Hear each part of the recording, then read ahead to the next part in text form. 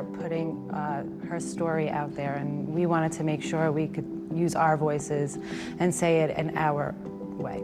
To the world, Gabby Petito was the center of a haunting true crime case, but to her loved ones, she was just Gabby. This was an opportunity for Gabby to be seen as a person and not just the headline or the girl behind the social media account. The 22-year-old from Long Island seemed to be living out her version of the perfect life, traveling the country with her new fiancé, as documented on her YouTube channel. Hello, and good morning. She was easy in terms of just going with the flow. She was as easygoing as it could be. Really was. Kindness is contagious, and Gabby was contagious. That's who she was. How their journey back in 2021 took such a dark turn, now coming into focus. Gabby Petito never goes outside. It's a case that captivated the internet. Me and Brian just got up and got ready, made the bed in the tent. An aspiring social media influencer suddenly vanishes, and soon after, her fiancé disappears too.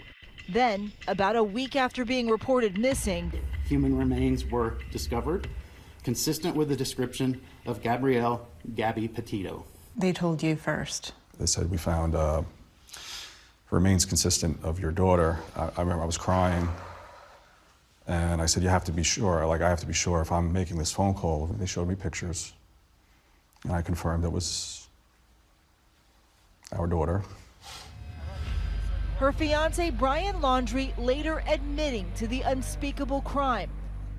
Today, Gabby's parents are piecing together the final weeks of her life. Gabby's mom, Nicole, and her husband, Jim, and Gabby's dad, Joe, and his wife, Tara, remembering Gabby's final moments. When they set out on that adventure, what did you say to her before she left? Do you remember? Yeah, and I always say this because I was absolutely the luckiest one. I got to give her a hug goodbye, and it was the most amazing squeezy hug, and she was crying. And I said, why are you crying? And she was like, I don't know. And I just was like, maybe she's just so excited. I cherished that moment. That was the last time I had her in my arms. The family bravely sharing the closest held memories of Gabby's life and the previously unknown details behind her horrific death in the new Netflix docuseries American Murder, Gabby Petito. The happiest people on social media usually have the darkest skeletons in their closet. Her parents now on a mission to raise awareness and change laws around domestic violence, releasing never-before-seen conversations between Gabby and Brian, including this text she sent him. Don't try to control me because it only makes me mad. I love you so much, but it's the way you speak to me that hurts me the most. They also found a letter Gabby wrote, giving them a glimpse into what was really going on in that relationship. Brian, you know how much I love you. Just please stop crying and stop calling me names. You in pain is killing me. But at the time, her family says they didn't know the two were having any problems. Were there any red flags that this was coming? Anything that you didn't notice that you feel like? Yes, there were, but we didn't notice them at the time. Just growing up, you know, there was the age-old, you don't beat your partner, you're not an abuser type of scenario. And that's just not the case when it comes to domestic violence. And knowing what we know now, we see that progression that happened. Alienation of friends and family. Isolation. Isolation from jobs. Brian's stretching, doing some morning yoga.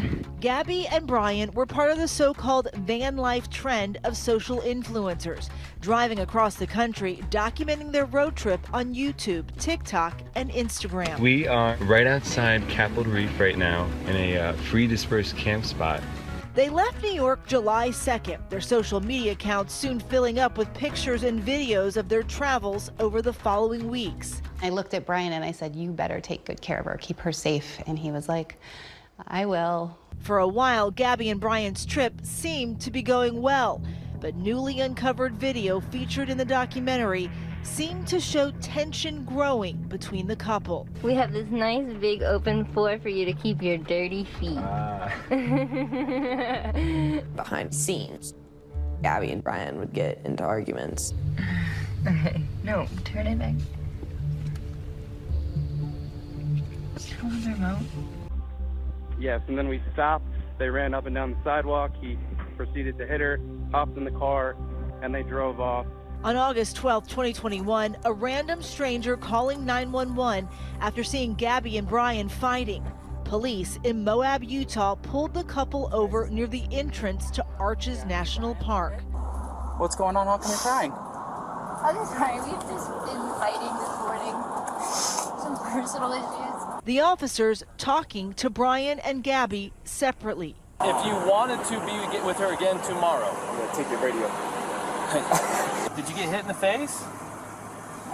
Kind of looks like something like hit you in the face. How far do you want to go with this? It's interesting watching it, the whole of that video, because you hear that discussion between the officers. Yeah. And what does he say at the end? You know why the domestic assault code is there. It's there to protect people, especially the reason why they don't give us discretion on these things is because too many times women who are at risk want to go back to their abuser. They just wanted him to stop, and they don't want to have to be separated. They don't want him charged. They don't want him to go to jail, and then they end up getting worse and worse treatment, and then they end up getting killed. He predicted the outcome. Weeks later, Gabby goes silent. Her parents now revealing their private text at that time to Brian and his family. I said, hey, have you heard from the kids? I'm concerned about them. I haven't heard from them in a while. That went through, no response. A couple hours later, I said, I hope I have the right number. 10 days go by. No calls, texts, or social media posts from Gabby. Her parents report her as a missing person. Ever-expanding search for Gabby Petito. Tonight, her boyfriend is now a person of interest, but he's not talking. The new pleas for him to share what he knows. Unbeknownst to Gabby's mother, authorities say Brian had driven Gabby's van back to Florida alone. That day they reported her missing. Police body camera shows law enforcement trying to speak with Brian's parents. When was the last time that you saw Brian and Gabriel?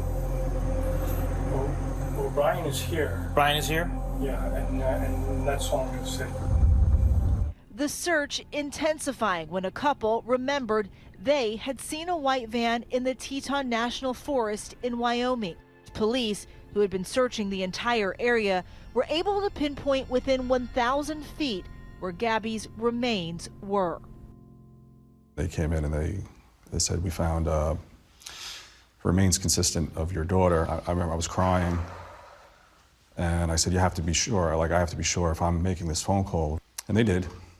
They showed me pictures, and I confirmed it was our daughter. I don't know how we did that. That was the worst phone call of my life. Gabby's death was ruled a homicide. Brian, now a person of interest. But when police showed up to his parents' house, they discover he isn't there. His parents saying he went on a hike and hasn't come home. Gabby Petito's boyfriend has apparently disappeared himself. Weeks into the search for Brian, a breakthrough. Earlier today, investigators found what appears to be human remains, along with personal items, such as a backpack and notebook belonging to Brian Laundrie. The FBI says Brian admitted to killing Gabby in this 8-page handwritten letter released by the Laundrie family attorney. But Brian claiming it was a mercy killing, that Gabby had fallen and was in pain, writing in part, I ended her life. I thought it was merciful, that it is what she wanted, but I see now all the mistakes I made. I panicked. I was in shock. The coroner's office later confirmed Gabby's cause of death as blunt force injuries to the head and neck with manual strangulation. To the point that you guys found out that Brian had killed himself, were you focused on that next arrest, or was that just a total surprise to you? No, I don't feel sorry for what he did to himself. I really don't. That's a choice he made. You He didn't took our want daughter. him to have a trial and have to sit in front of you guys. I think a part of us feels like maybe it was a blessing. We know that he murdered her. We don't know why. We don't need to know why. He was a liar. Nothing he said in those stories were true. He was a coward to the day that he died. And his family has to know that he took the coward's way out and they raised a coward. I'd use other words, but it's TV and it's just not appropriate.